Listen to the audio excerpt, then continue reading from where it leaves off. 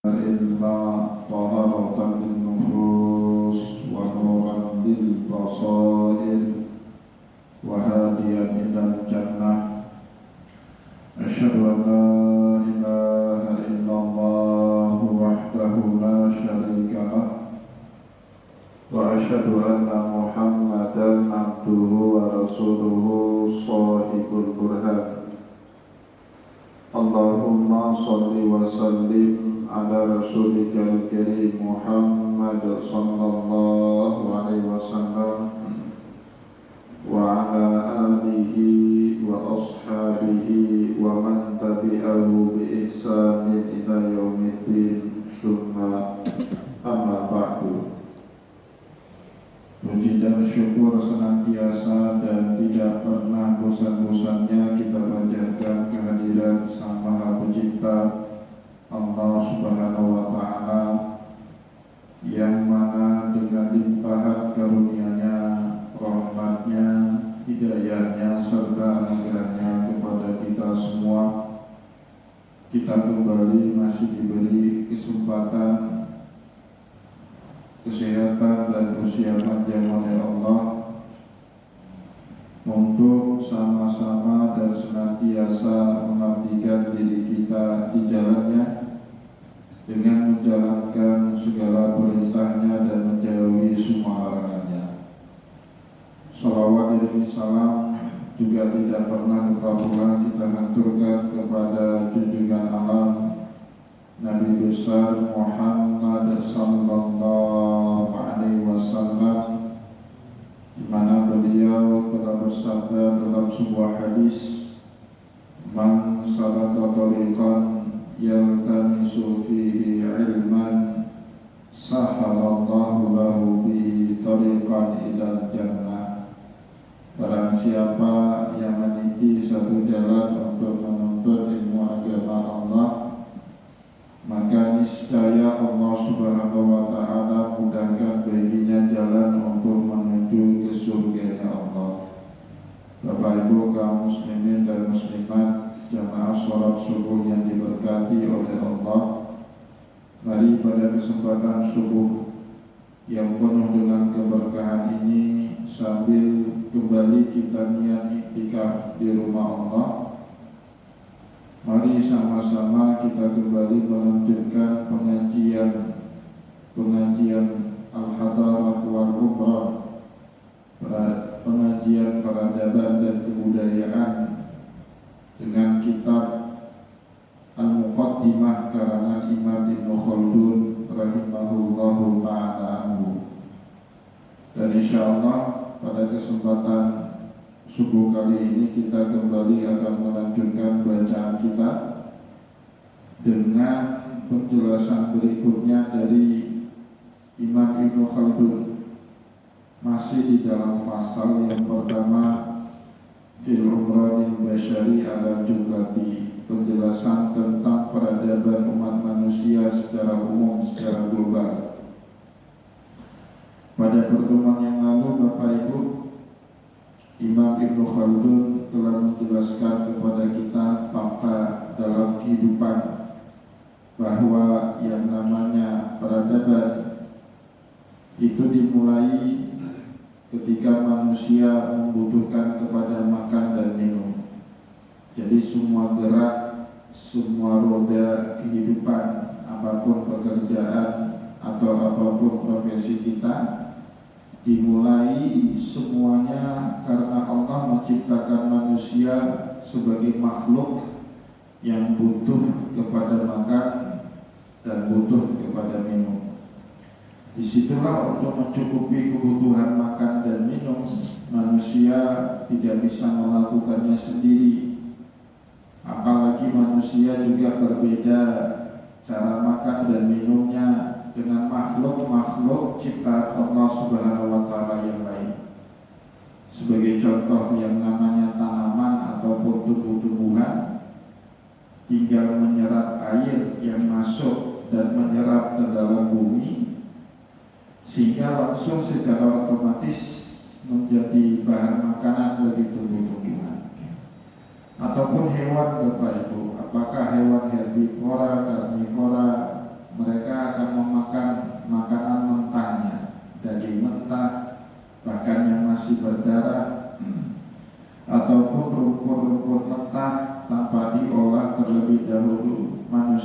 tidak bisa seperti itu.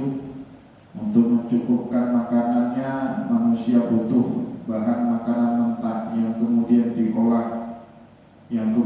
diolah baru menjadi makanan yang siap dikonsumsi. Proses manusia untuk menyajikan makanan dari awal sampai akhir tidak bisa dilakukan sendiri tanpa bantuan orang lain. Mungkin ada di antara kita yang jago nanam padi, tetapi Bapak Ibu tidak punya kilang untuk menjadikan padi agar menjadi beras. Dia punya lahan sawah, punya berhektar-hektar lahan pertanian, bahkan juga punya banyak buruh, banyak orang yang dikerjakan untuk bersawah, tapi kilang padi belum tentu punya. Butuh orang lain untuk merubah padi agar menjadi beras.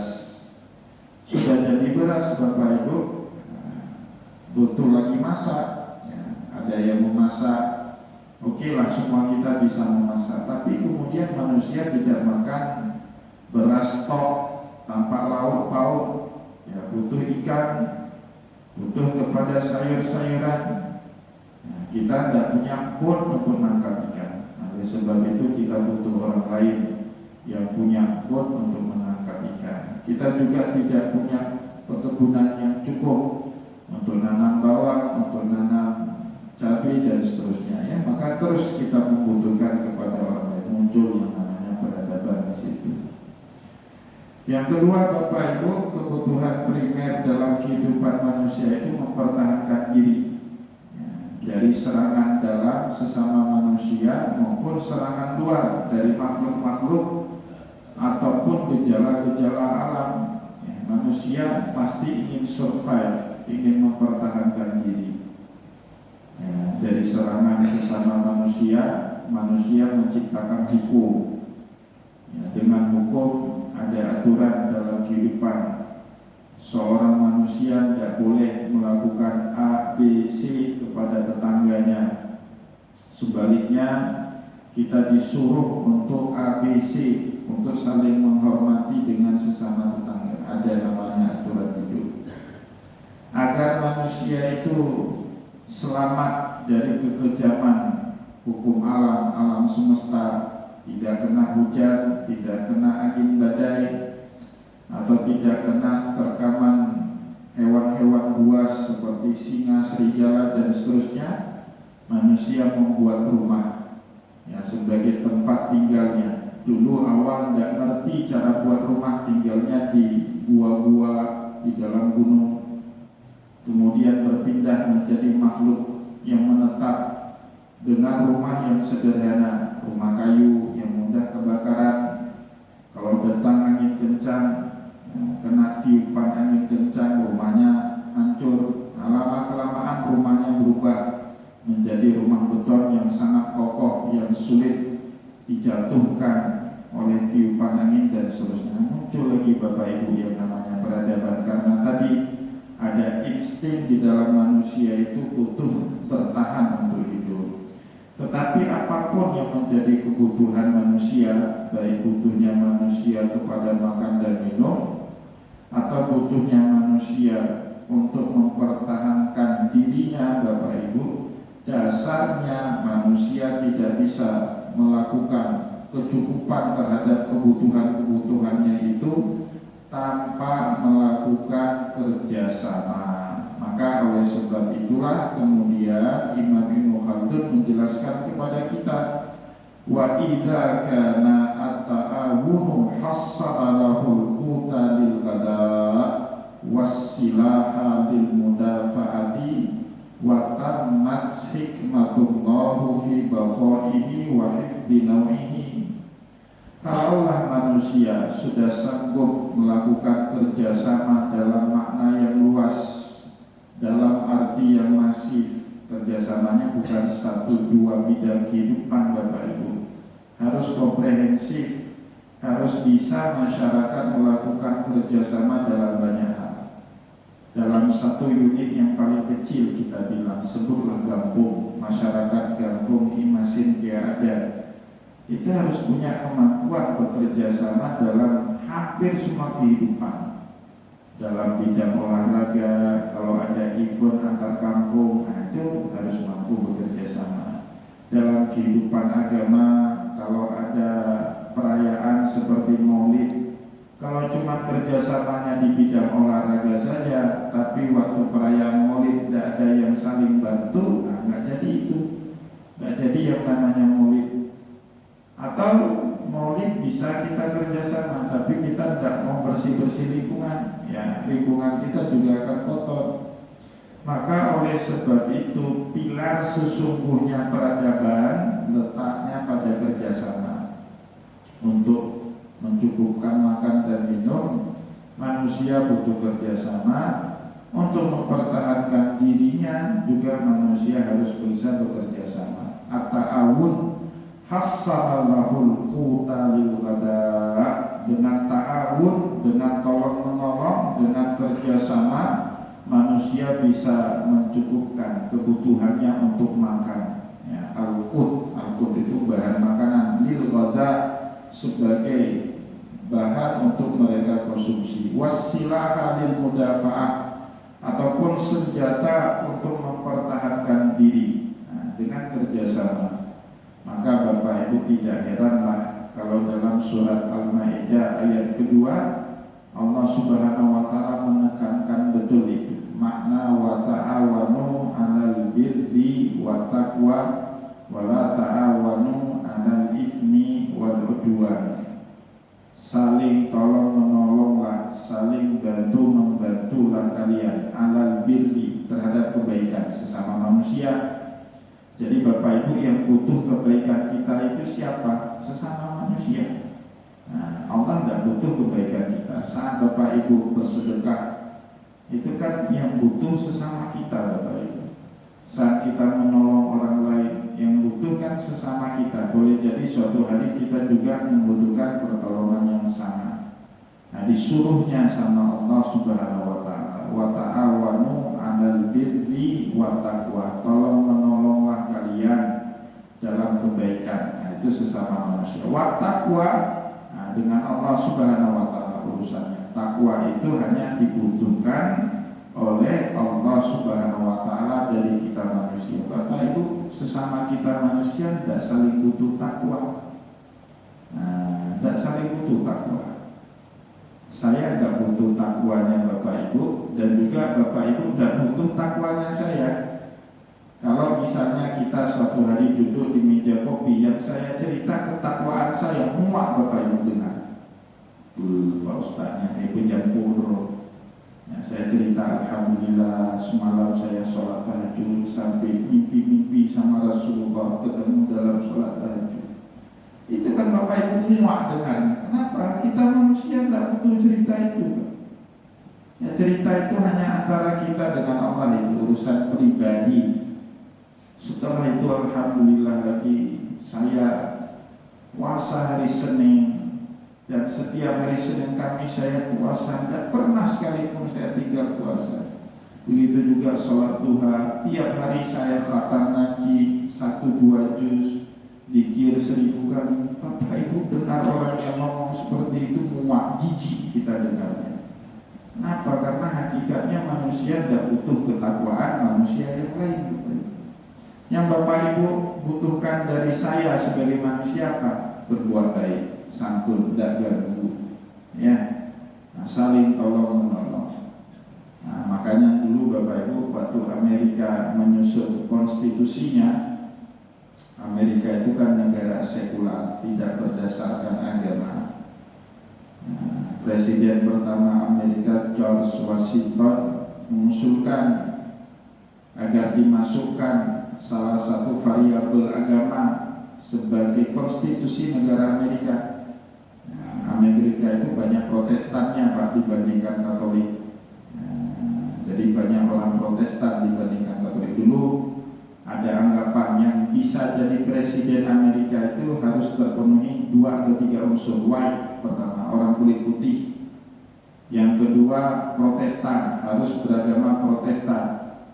Yang ketiga, harus dari Anglo-Saxon, harus dari orang Anglo-Saxon. Anglo-Saxon itu dari persemakmuran Inggris, orang-orang Kaukasian. Tapi Bapak Ibu patah satu persatu. Tiba-tiba ada orang Katolik jadi presiden Amerika, namanya John F. Kennedy. Walaupun tidak lama, tidak sampai 2 tahun ditembak mati dia. Kemudian tidak lama kemudian patah lagi, ada presiden Amerika berkulit hitam pertama, Barack Obama. Dulu harus white, harus kulit putih dan harus Anglo-Saxon, keturunannya Inggris, nggak boleh keturunan yang lain. Barack Obama keturunannya Afrika, bukan keturunan Inggris. Sekarang sudah patah pakem itu. Dulu seperti itu.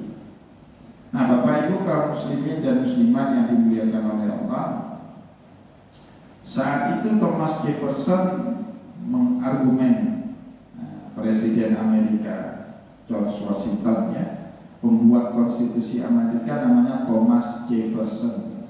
Dia tanya, George Washington, kira-kira yang dibutuhkan oleh seorang manusia terhadap manusia yang lain agamanya, apa keluhuran budi pekertinya? Kamu milih mana, bertetangga dengan seorang Kristen Protestan yang taat tapi jahat sekali dengan sesama manusia, atau dengan seorang tetangga nggak ada agama tapi baiknya sesama manusia luar biasa? Thomas Jefferson mengajukan argumentasi. Akhirnya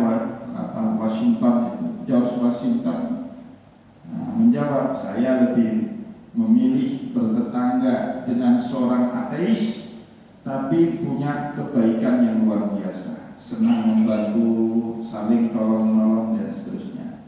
Maka di Amerika itu Bapak Ibu banyak orang baik walaupun tidak ada agama. Walaupun di kita itu dasar kita buat baik itu harus ada agama. Maka itu yang membuat orang-orang barat kadang-kadang heran. Katanya orang beragama tapi dosanya paling banyak dilakukan, itu kan mereka heran. Katanya punya Tuhan yang bisa melihat, maha mendengar, maha mengetahui, tapi tingkat korupsinya paling tinggi. Itu mereka bingung, orang barat itu. Jadi orang barat itu nggak korupsi, senang bantu, saling bantu membantu, senang mendonasikan uangnya. Tujuannya apa? Humanisme saja. Karena memang itu kewajiban sesama manusia. Jadi sehingga Bapak Ibu, yang hakikat dibutuhkan oleh sesama manusia itu apa? Kebaikan, keluhuran budi pekerti.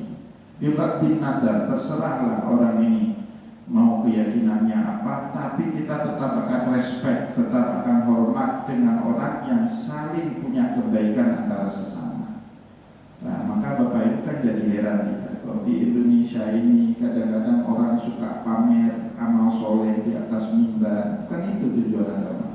Al-birru itu dibutuhkan sesama manusia. Wa taqwa yang butuh adalah kita dengan Allah Subhanahu wa taala. Nah, itulah maka Allah Subhanahu wa taala minta wa ta'awanu 'alal birri, sesama manusia, wa taqwa, memperbaiki hubungan kita dengan Allah Subhanahu wa taala. Wala ta'awanu 'alal ismi, janganlah tolong-menolong untuk membuat dosa kita dengan Allah. Wal udwan, permusuhan antara kita dengan sesama manusia. Itu tidak boleh, jangan sekali-kali permusuhan. Nah, kalau itu disadari Bapak Ibu, manusia bisa bekerja sama dengan manusia yang lain dalam makna yang luas, sehingga bisa mencukupkan makannya, bisa menyediakan berbagai macam sistem pertahanan diri. Wa tammat hikmatullahi fi baqaihi, maka sempurnalah hikmah Allah Subhanahu wa taala untuk menjaga kelangsungan dan kelestarian hidup umat manusia. Nah, itu kan tujuannya Bapak Ibu. Di dalam Islam itu ada yang disebut dengan maqasidus syariah. Apa tujuan Allah menurunkan syariat?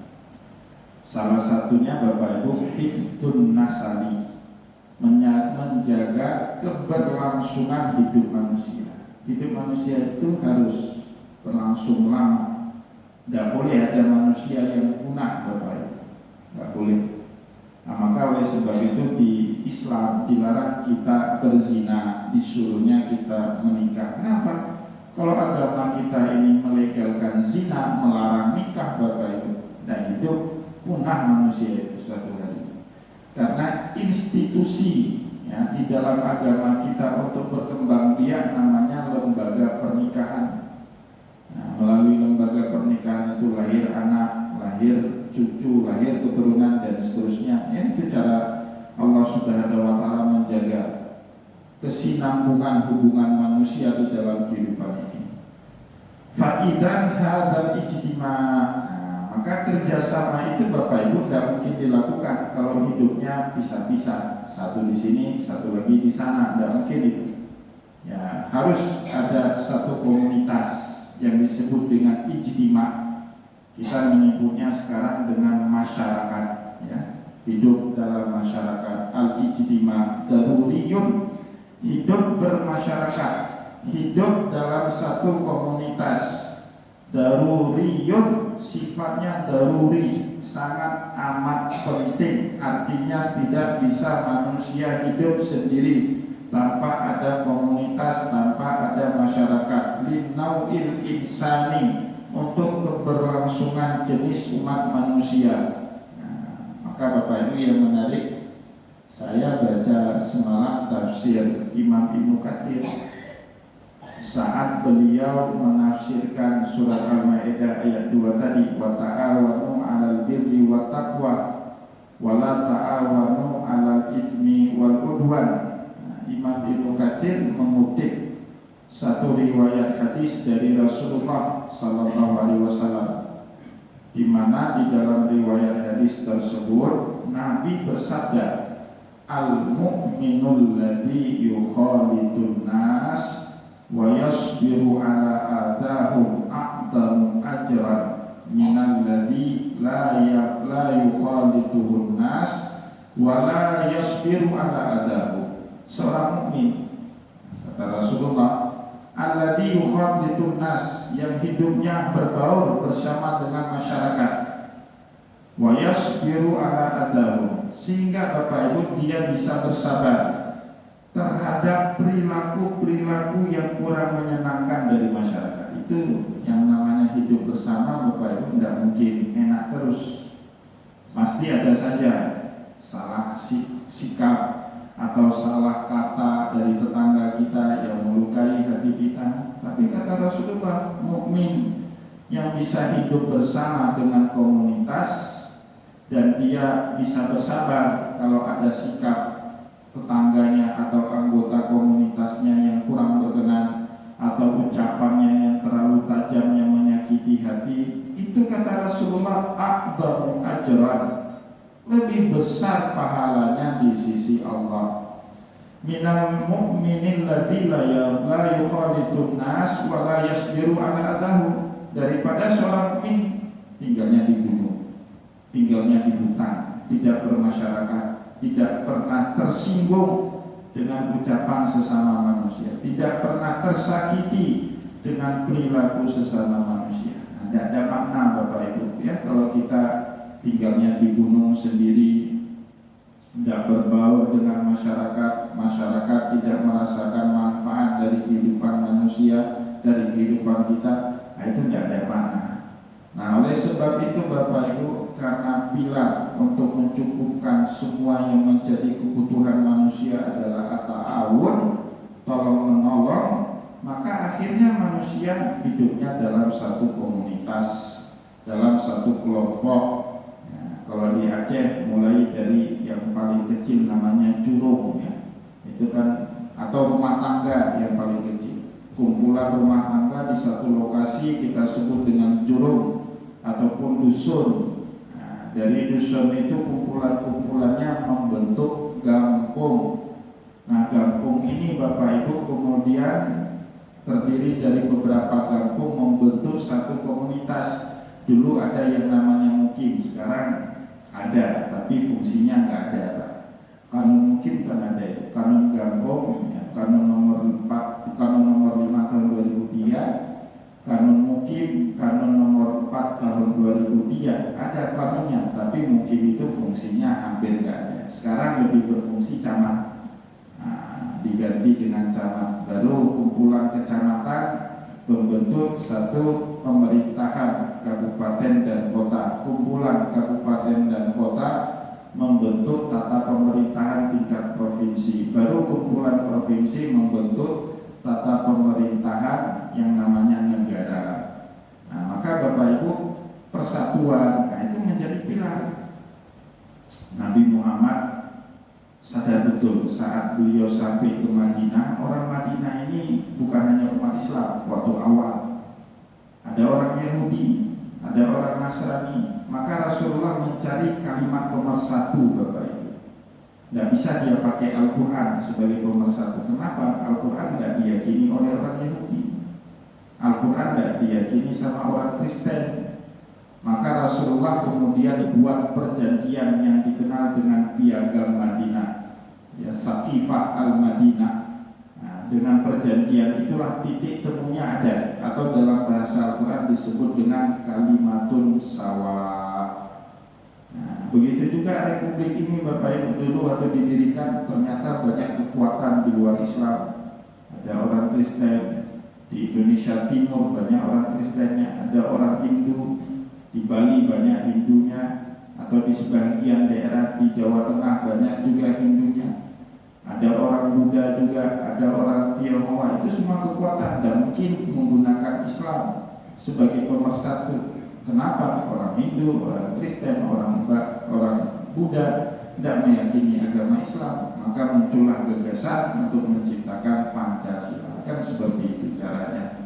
Nah, bahkan Bapak Ibu makin kemari walaupun teorinya benar, tapi faktanya Islam tidak akan pernah lagi bisa menjadi ideologi pemersatu. Nah, faktanya seperti itu. Teorinya ada Pak di dalam kitab Ahkam Sultaniyah. Nah, semuanya Islam sebagai pemersatu, ideologi pemersatu, tapi faktanya tidak akan bisa. Kata para sarjana Islam, kenapa Islam tidak bisa lagi menjadi ideologi pemersatu? Karena jawabannya, Islam always characterized by diversity. Islam itu Bapak Ibu banyak sekali diversitasnya, macam-macamnya banyak sekali. Ini saya buat pengajian seperti ini. Apakah jamaah salafi mau datang? Nah, nanti ada pengajian salafi yang mengutuk-ngutuk kunut, yang mengutuk-ngutuk, yang membid'ah-bid'ahkan maulid. Bapak-bapak mau datang? Enggak juga kan? Nah, itu aja udah beda. Nah, belum lagi nanti ngomong Muhammadiyah, belum lagi nanti ngomong Syiah. Mana mau orang Sunni ikut pengajian Syiah dan orang Syiah ikut pengajian Sunni. Nah, jadi Islam Bapak Ibu walaupun secara teorinya bisa menjadi ideologi pemersatu, tapi pada prakteknya nggak akan bisa. Di kantor aja Bapak Ibu, kalau ada orang jenggotan, Bapak Ibu yang nggak berjenggot nggak akan bersama dengan mereka, udah beda. Padahal sama-sama agama Islam. Nah, prakteknya nggak akan lagi Islam menjadi ideologi pemersatu. Partai Islam banyak sekali Pak, ada P3, ada PKB, ada PKS. Bersatu nggak mereka? Enggak juga. Partainya namanya Partai Islam, basisnya Islam, tapi orangnya, konstituennya tidak pernah mau bersatu. Nah, inilah kemudian pengamat-pengamat cendekiawan Muslim mengatakan secara teori Islam bisa menjadi ideologi pemersatu, tapi faktanya dalam kehidupan, nah, selama-lamanya Islam nggak akan mungkin lagi menjadi ideologi pemersatu. Nah, itulah sebabnya Bapak Ibu belakangan lahir negara tidak lagi berdasarkan agama. Arab Saudi Pak sudah lama tidak lagi menjadikan Islam sebagai konstitusinya. 2012 naik Raja Salman diganti Pak. Dulu konstitusi Arab Saudi itu berdasarkan Al-Quran dan Hadis, sekarang diganti konstitusinya berdasarkan Marasimul Malik namanya, dekretnya Raja. Nah, diganti, tidak bisa menjadi ideologi pemersatu. Nah, ini PR bagi kita umat Islam. Kenapa? Persatuan paling penting dalam menjalankan kehidupan yang bersama, apapun caranya ya. Nah, maka Bapak Ibu kaum muslimin dan muslimat yang dimuliakan oleh Allah, fa'idzan hadzal ijtima' daruriyun lin-naw'il insani wa illa lam yukmalu wujudahum. Ya, Kalau manusia tidak hidup bersama dalam satu komunitas yang itu adalah hal yang sangat primer dibutuhkan oleh manusia, kalau itu tidak dilakukan lam yukmal wujudahu, maka eksistensi manusia tidak akan pernah sempurna. Nah, Bapak Ibu, bahkan tinggal sebatang kara membujang sampai tua, itu kan nggak sempurna hidupnya. Maka disuruh kita sama Rasulullah menikah, punya anak, minimal hidup dalam komunitas bersama dengan keluarga. Itu kan tadi unit komunitas yang paling kecil adalah keluarga, yaitu unit itu yang paling kecil. Dan ke depan Bapak Ibu, orang yang mampu membangun komunitas, makin besar komunitas yang dia mampu bangun, dia adalah orang yang paling hebat di depannya. Bapak Ibu bisa tahu nggak kenapa sekarang di politik, di panggung politik, ulama-ulama yang berbasis tradisional itu lebih seksi di panggung politik dibandingkan ulama-ulama modern. Misalnya tokoh-tokoh Muhammadiyah, pernah Bapak Ibu dengar maju jadi bupati, wali kota? Enggak kan? Tapi Bapak Ibu sering dengar tengku-tengku pesantren maju jadi bupati, wakil bupati, jadi gubernur atau wakil gubernur, atau bahkan sekarang jadi wakil presiden. Kenapa seperti itu? Orang yang mampu merangkul masyarakat dalam jumlah yang masif itu ulama-ulama tradisional. Kenapa? Mereka punya banyak instrumen. Ada majelis zikir bersama, kumpulkan orang kan? Ada majelis salawatan, kumpulkan orang. Ada majelis maulid nabi, kumpulkan orang. Bahkan sama dia pun Pak berkumpul orang. Mohon maaf, tapi ulama-ulama modern, mohon maaf, misalnya orang-orang Muhammadiyah maulid bid'ah, kapan bisa kumpulnya? Majelis zikir besar-besar bid'ah, kan nggak bisa berkumpul Pak. Nah, sama dia bid'ah, sehingga nggak bisa berkumpul. Ketika tidak terjadi perkumpulan, maka tidak ada transfer sosialisasi apa yang dia inginkan kepada jamaahnya, nggak bisa, nggak punya jamaah. Ya, ulama-ulama modern, ulama-ulama reformis itu mereka nggak punya jamaah. Bahasa politiknya nggak punya konstituen, nah, nggak ada konstituen, nah, nggak ada pengikut dia Pak. Tapi ulama-ulama tradisional ini karena punya infrastruktur sosialnya, ada maulidan, kenduri maulid, kumpul orang ramai, di situ dia akan bilang, "Lun insya Allah lun ikhlasnya nembak dulu." Nah, dalam majelis zikir Pak, ada lagi ceramah Isra Mi'raj, ada lagi majelis salawat, macam-macam majelisnya. Orang ramai berkumpul, nah itu modal. Nah itu Bapak Ibu yang menjelaskan ke depan, orang yang hebat itu orang yang mampu menggelar kerjasama dalam skala yang paling luas. Sedangkan orang kecil, bahkan Bapak Ibu dia sama diri sendiri saja tidak bisa bekerja sama. Kepinginnya A yang dia lakukan B, kepingin jadi orang hebat kerjaannya tidur-tiduran, itu dia bahkan tidak bisa bekerja sama dengan dirinya sendiri. Nah, jadi ke depan, makin ke depan, orang yang hebat, orang yang mampu menggalang kerjasama dalam skala yang luas. Pokoknya tak kenapa masyarakat kalau sudah tampil dia bersatu. Nah itu kan tokoh pemersatu ya Pak. Nah maka ketika ada orang tidak mampu menggalang kerjasama, dia bukan tokoh, dia bukan nggak ada pendukung, nggak ada jamaah, bukan nggak ada pengikutnya, tidak bisa melakukan kerjasama dalam arti yang luas. Nah itu Bapak Ibu berhadapan. Maka saya senang sekali baru sekarang saat ini Bapak Ibu di pendidikan kita itu nggak ada lagi kompetisi. Kalau dulu kan kita berkompetisi, bersaing, harus ranking 1. Sekarang banyak sekolah Bapak Ibu nggak pakai lagi ranking. Nggak pakai lagi ranking, sudah diajarkan bagaimana caranya membangun kerjasama dengan temannya, bagaimana dia yang sudah mengerti mengajari, memberitahu temannya yang belum mengerti. Kenapa? Karena ke depan seperti itu, tidak ada lagi yang namanya kompetisi. Dulu kan kita diajarin kompetisi Pak. Bahkan dulu saya di pesantren ada teman saya Pak, demi dapat ranking 1. Buku kita itu disembunyikan sama dia. Mau belajar malam, tiba-tiba nggak ada lagi bukunya, kemana kita cari. Baru dapat Bapak Ibu besok setelah ujian selesai, baru dapat. Wah, di atas kemari ini pasti teman kita yang ngambil. Ada yang sampai seperti itu. Ya, secara tidak fair ya, namanya anak-anak ya.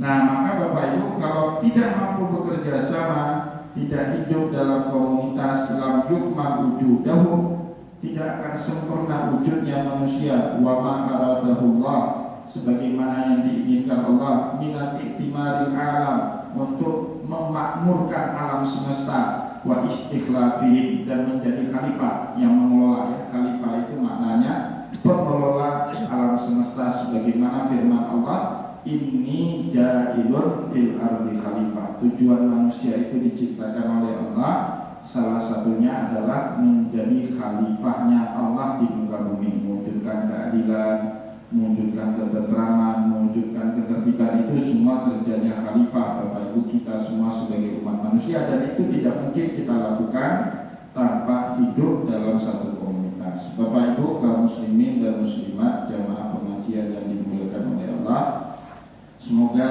apa yang kita sampaikan pada kesempatan subuh ini bermanfaat kepada kita semua. Moga-moga dengan ini makin menambah kesadaran kita terhadap pentingnya kerjasama, ya, terhadap pentingnya hidup dalam komunitas berjamaah, ya, karena yang namanya manusia tetap dia tidak akan pernah sanggup melakukan urusannya sendiri. Nah, dalam Islam Bapak Ibu ada etika, ada ajaran orang yang mati diurus sama orang yang hidup, orang yang sakit diurus sama orang yang sehat, orang yang tidak mampu diurus sama orang yang mampu, orang yang mati diurus sama orang yang hidup. Infrastrukturnya dalam agama kita namanya fardu kifayah. 4, mandikan, kafankan, sholatkan sampai kuburkan. Bahkan dikecam sama Rasulullah, kalau satu kampung ada mayat sampai membusuk di rumahnya nggak terurus, satu kampung itu Bapak Ibu berdosa, ya kan? Ada orang sakit wajib diurus sama orang sehat. Nah, disuruhnya kita membusuk, ya kan?